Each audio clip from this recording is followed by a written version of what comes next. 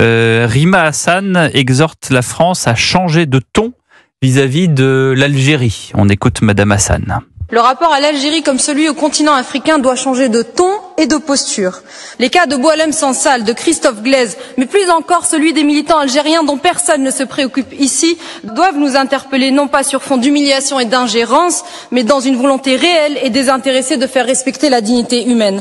La fracture diplomatique alimentée par le gouvernement français continuera à causer ce type de dommages collatéraux. L'Algérie, elle, s'honorerait à prendre de la hauteur face aux bassesses de la France, en graciant les prisonniers d'opinion et en embrassant les revendications de son propre peuple. Puisse l'Algérie rester fidèle à son histoire, mec des révolutionnaires et des libertés. Madame Hassan parle au nom, elle est députée européenne, mais elle est députée française, c'est ça? Jusqu'à preuve du Elle a contraire. un passeport français, Madame Hassan. Généralement, on dit député français au Parlement européen. Voilà. Donc là, est-ce que c'est encore le cas? Bon, déjà, on peut quand même se féliciter qu'elle parle d'autre chose que de la situation à Gaza, puisque depuis son élection en juin 2024, elle nous a assez peu habitués à parler d'un autre sujet que celui-ci. Elle a changé de répertoire, mais moi je m'étonne quand même que quelqu'un qui nous disait il y a encore quelques semaines que Boualem Sansal était un Français de papier, puisque c'est ce qu'elle disait en substance, en disant que finalement Boualem Sansal, on s'en fichait un peu, puisqu'il n'avait obtenu la nationalité française qu'en 2024. Donc c'était pas vraiment un concitoyen et qu'elle le considère aujourd'hui, je cite, comme un prisonnier d'opinion. Donc on voit bien là aussi qu'elle a équilibré sa position, mais elle est encore pas très bonne, parce que je suis désolé, la France n'est pas dans une bassesse par rapport à l'Algérie.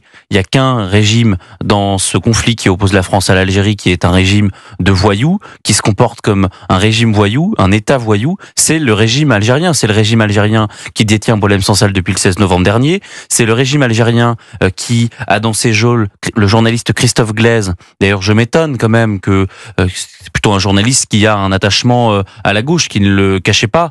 Ses amis de gauche sont bien silencieux. La diplomatie, on l'a vu, ne fonctionnait pas. Ce monsieur a été condamné en première instance à 7 ans de prison. On l'accuse de tout et n'importe quoi. Boualem Sansal a 5 ans. Donc à un moment donné, si Rima Hassan n'a pas compris que la diplomatie dans ce cas-là ne fonctionnait pas et qu'il fallait engager un rapport de force avec l'Algérie, c'est qu'elle n'a rien compris et qu'encore une fois, elle joue le parti de l'étranger, puisque c'est ce qu'elle fait depuis son élection. Elle est sans cesse en train d'accabler l'État français et Bruno Retailleau, et en train d'applaudir Monsieur Tebboune et tous ses affidés qui, je le rappelle, détiennent 2 Français dans leur geôle. Tout ça dans un contexte assez ubuesque, puisque François-Xavier Bellamy, au grand rendez-vous Europe 1 CNews Les Échos dimanche, nous expliquait, et je peux vous dire qu'avec Christophe Jacubizine et Mathieu Bocoté, on est tombé de notre chaise quand il nous a raconté ce tête-à-tête avec Kaia Kallas, la représentante de l'Union européenne, qui disait que oui, je suis en contact avec la diplomatie française, mais je suis pas au courant de votre Boualem. Comment vous avez dit? Comment on appelle? Sansal. Écoutez François-Xavier Bellamy. L'Europe elle-même pourrait peser de tout son poids pour cette libération. Au plan européen, l'Algérie a un partenariat avec l'Europe et elle tient à ce partenariat parce que c'est un enjeu absolument clé pour son développement, pour le commerce et pour bien d'autres aspects qui sont déterminants pour le régime algérien. Comment se fait-il que la France, à ma connaissance, n'ait même pas demandé à la Commission européenne de mettre ce sujet sur la table dans ses discussions avec Alger? J'ai demandé et obtenu un rendez-vous en tête-à-tête avec la haute représentante de l'Union européenne. Et quand je lui ai parlé du cas de Boualem Sansal, elle ne connaissait pas la situation de Boualem Sansal. Comment ça? Ça veut dire qu'elle ne savait même pas que cette situation était un sujet de préoccupation pour nous Français. Ce qui veut dire que la France, le gouvernement français, n'avait pas fait savoir à la Commission européenne aucune information n'avait été transmise. Nous étions en tête à tête, je ne peux que raconter la scène telle que je l'ai vécue. Elle m'a demandé d'épeler le nom de Boualem Sansal. Gilles William. Ça a un caractère hallucinant. Parce que nous avons en plus un président et un gouvernement européiste. Qui pense que grâce à l'Europe, l'Europe tous les peuples unis, on est plus fort que seul. Ouais. D'accord ? Ouais, bon. Ouais. Eh bien, et on peut imaginer que, effectivement, dans le cadre de cette affaire, l'Europe aurait des moyens de contrainte plus importants que la France contre l'Algérie, qui est à pieds et poings liés. Eh bien, ils n'en ont même pas parlé. Ça veut dire, et je suis le premier à en être mortifié, qu'ils s'en foutent. Bien sûr. Ça veut dire qu'ils s'en foutent. C'est proprement hallucinant. Pour reparler ensuite de Rima Hassan. Lorsque Jules dit bah oui mais elle parle plus de Gaza maintenant, elle parle au moins, enfin là elle parle plus de Gaza. Pour une fois elle parle pas de Gaza. Mais oui mais c'est la même chose. La détestation d'Israël ou la détestation de la France, c'est exactement la même détestation de l'Occident.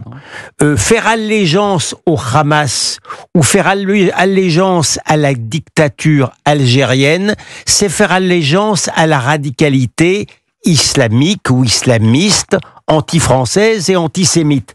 Donc, d'une certaine manière, Madame Rima Hassan ne change pas de registre et ne change pas de conviction lorsqu'elle fait ça. Pour le reste, bien entendu qu'il y a une grande hypocrisie. Ce sont des gens qui ont refusé. Alors, eux aussi, ils s'en foutent de Boualem Sansal.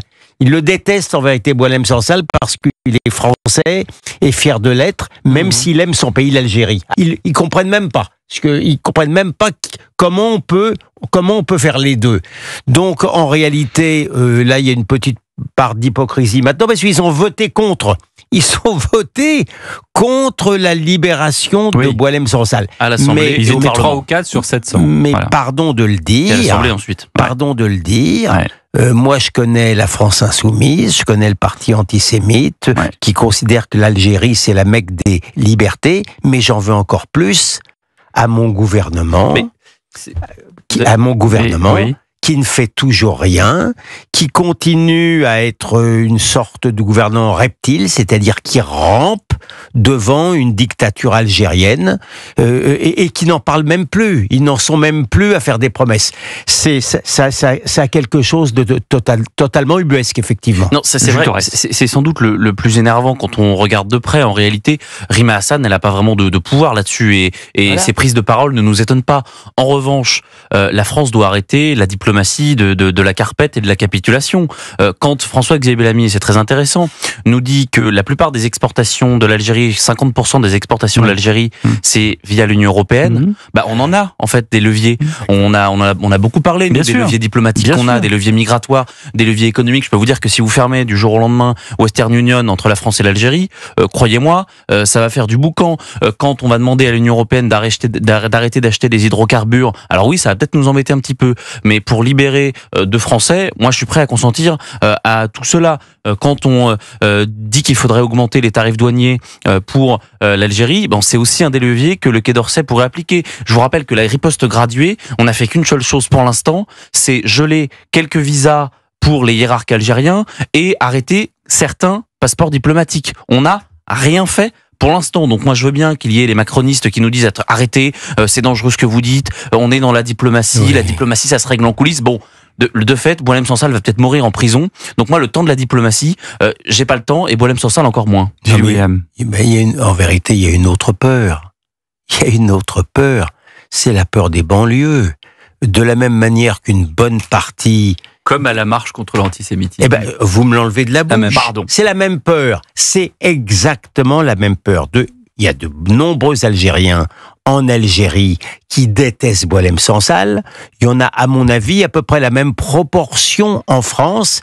Et la peur des banlieues, elle incite à ramper devant la dictature algérienne et à ne pas marcher contre l'antisémitisme. C'est la même.